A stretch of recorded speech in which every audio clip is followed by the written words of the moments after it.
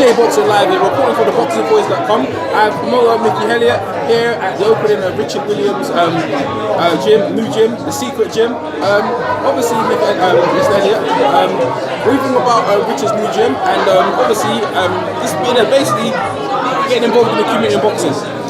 I tell you what, there's a lot of, like, it seems to be like a fad, like a fashion at the moment to make gyms, like, you know, like 20 years ago, all the gyms were like, you know, dirt on the floor and sweaty and a bit intimidating to walk into. And now there's like a fashion of making these nice, sort of well turned out, beautiful, aesthetically pleasing gyms.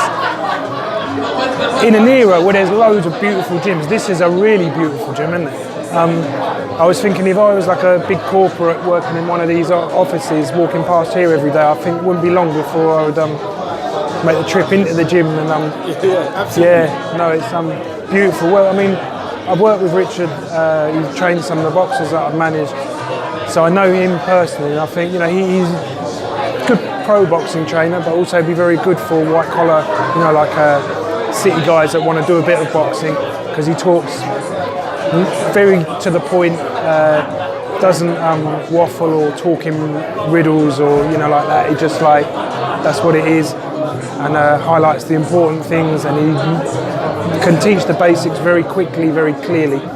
So if you're like you've never had any boxing experience, you're thinking, no, I don't, like, Richard would be a good man to absolutely as well. sit down.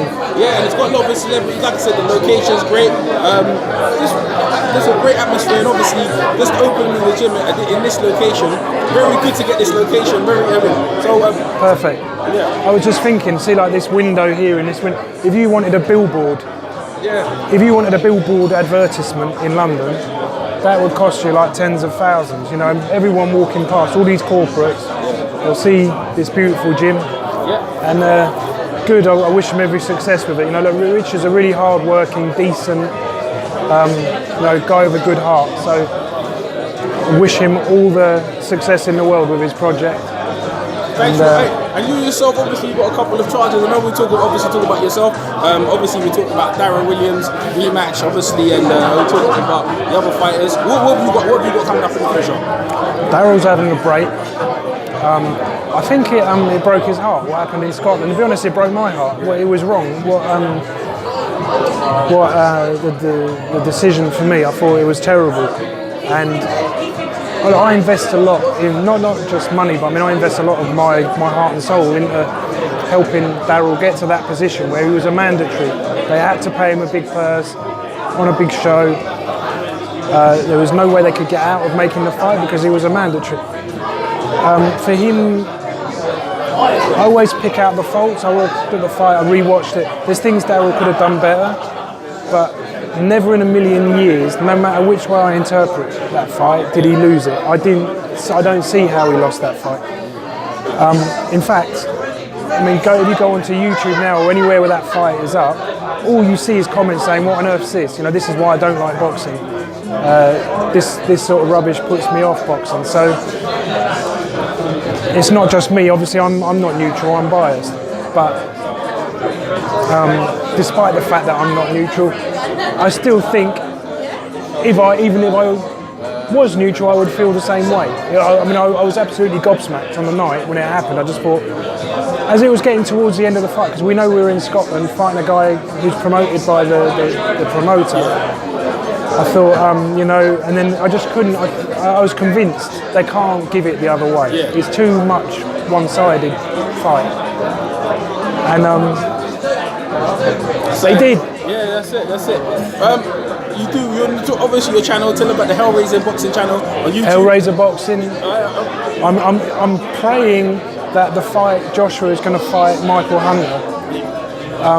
I heard there's two. There's the fella that lost the part to Parker. To Parker, he's Mexican, sort of stocky, short. I can't remember his name. That's a big impression. Oh, you're talking about Ruiz? Yes, yeah, okay, Ruiz. Andy, yeah, and I'm hoping it won't be him. Nothing against him, but I think if it is Ruiz, I think that will not be a good statement to be putting out, like for DAZN, for Eddie Hearn, for Matchroom, for Joshua even. It's not a good advert.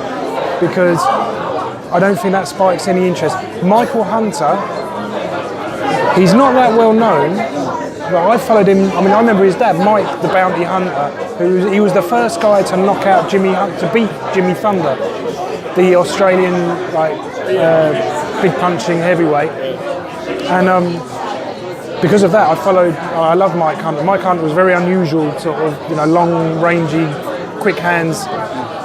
Michael Hunter isn't the same, but Michael Hunter has got a lot of things that I think I wouldn't predict that he'd beat Joshua, but I think he will really, really put a test on Joshua. Especially, like sometimes, and there's people that are saying, oh, well, that's a cruiserweight. But for me, Hunter was like too big for cruiser. So it probably was a disadvantage to him. I mean, if you see him against Usyk, first half of the fight, he more than holds his own. Second half of the fight is very flat, and Usyk's got a phenomenal work rate, but Usyk really bosses him. But probably because he was weight drained. At heavyweight, obviously, he won't be weight drained. He'll be eating everything he needs to eat. And a lot of the things that he reminds me a lot of Carlos Takam, Michael Hunter Jr. And Takam caused Joshua a lot of problems. He argued me like he was going to be the first guy to go the distance. Yeah. And the stoppage for me, it wasn't a proper. I thought they've done him a big favour there, stopping it when they have. I mean, and I think he was hurt, but I thought they could have given him, a bit more slack. And so we'll see. If it's Michael Hunter, I think that's a big potential banana skin. That's a fight that. I mean, I was thinking of going out to watch the Jarrell Miller fight, even though in my heart of hearts I think Joshua would smash Jarrell Miller. Yeah. I just thought he would walk through him and knock him out, probably in like 2 rounds. But I will go there anyway just to see Joshua at Madison Square Garden. I love New York City. I thought, okay, if it's Hunter, I will definitely go. Oh, so that's what I'm saying. You want a more competitive. Do you reckon it would have been more competitive than Big Baby? Oh, massive, yeah. I mean, for me, Joshua against Big Baby Miller was probably like 2 or 3 rounds max. Probably 2. I mean, I just think I didn't believe any of the bluster about Miller at all. And I felt almost relieved to know that I don't even have to sit through watching that, because then we're going to have to wait another 6 months for the next Joshua fight. And if he fights Hunter, I mean, that is a brilliant fight. That's a really, really good fight. I hope it does. What do you think about, obviously, Big Baby and the drug testing as well? What do I think about it? Yeah, what do you think about, obviously, he got caught. There's obviously, a lot of fighters have been caught with, found out with drugs. What do you think the penalty should be? I mean, really, someone that's doing that, my instinctive reaction to it is throw away the key, just ban him for life and that's it. We don't need that, get out. At the same time, he's a young guy, he's made a massive error of judgment there, which, most human beings in their young life, myself included, have made bad decisions.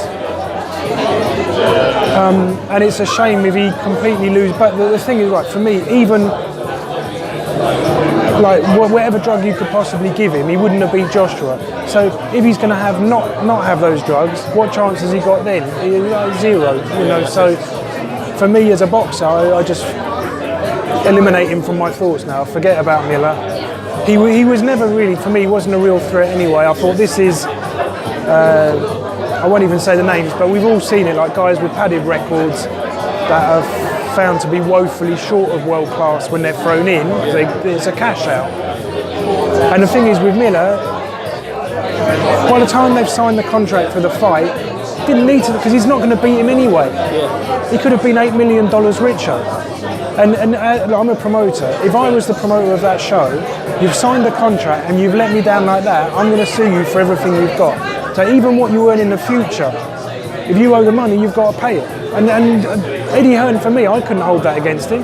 How much money have they spent flying them all around the world, setting up press conferences? That's a huge hole in his pocket, and the event won't have sold better, probably for Hunter, even if it's a better fight than what it did for. It leaves a whole array of problems. And you have got. It's not like there's a shortage of heavyweights that want to earn, $5 or $6 million. Of course not. They all want that. but it has to fit with the TV station. They've got to fill Madison Square Garden. Well, a big part of that is building up the fight. Well, they've wasted all these weeks building up Joshua against Hunter, and through no fault of the promoter, they've now lost Hunter. Now people, why would they buy a ticket? They don't even know he could end up boxing Butterbean, who knows who they could bring in. So that affects sales. Absolutely. I mean, if I was Eddie Hearn, I'd be made. I mean, like I say, I would absolutely. That would be a court case. Yeah. You give a different aspect that obviously I wasn't aware of that. This is a fan obviously watching it. You think it's bad, but you just want another guy in. But that's a really good breakdown. Just think of the resources that they put into building that up. And Big Baby Miller, look, he wasn't deserving of that fight in the first place. So for them to have put him into that situation, for him to throw it away like that, and he signed up for Vada testing. It's not even like maybe, it's like you are going to be tested for all these things. And he just took the $8 million and threw them on the fire. Incredible. Hey, Big Helliet, man, it's great catching up. Hey, you guys, make sure you subscribe to Hellraiser Boxing Channel. You got all the best breakdowns. One of your best breakdowns you have with the Eubanks. I remember, I put money on that one.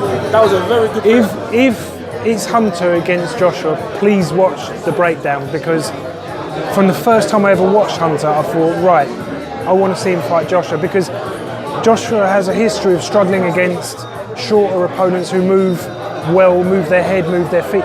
You think of like Takan, you think of in the amateurs a guy called Mihai Nistor. Dillian White is 6'4", but he sits down a lot, so he loses some of his height. And Joshua struggled against him. Was very open at times against him. Upset. I think I'm very excited. If that fight happens, look, I know I love Joshua. I want Joshua to keep winning, but I'd like him to win in a fight where he's really had to sort of be pushed to the limit. Yeah, excitement. Absolutely, man. Thank you very much, Helliet. Here with the opening of Richard Williams. Great talking with you. Thank you for talking to boxingvoice.com. Appreciate it. Nice one. Thank you. See you then.